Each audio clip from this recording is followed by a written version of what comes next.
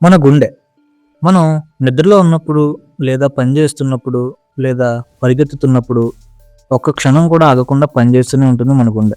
కానీ ఒక ఆసక్తికరమైన విషయం ఏంటంటే, మన గుండె సాధారణంగా నిమిషానికి సుమారు 72 సార్లు మాత్రమే ఎందుకు కొట్టుకుంటుంది?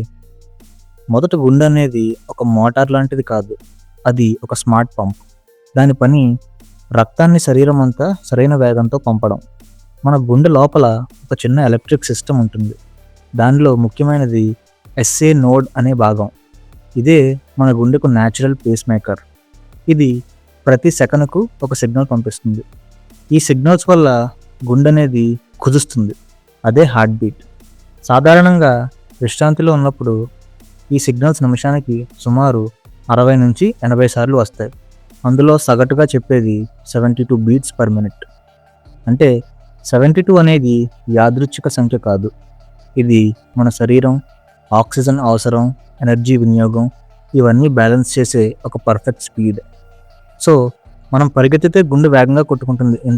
ఎందుకంటే కండరాలకు ఎక్కువ ఆక్సిజన్ కావాలి. మెదడు వెంటనే గుండెకు సిగ్నల్ ఇస్తుంది, వేగం పెంచు అని. సో మొత్తానికి గుండె కొట్టడం అనేది టైమింగ్ కాదు, అది అవసరానికి అనుగుణంగా మారే ఒక అద్భుతమైన వ్యవస్థ.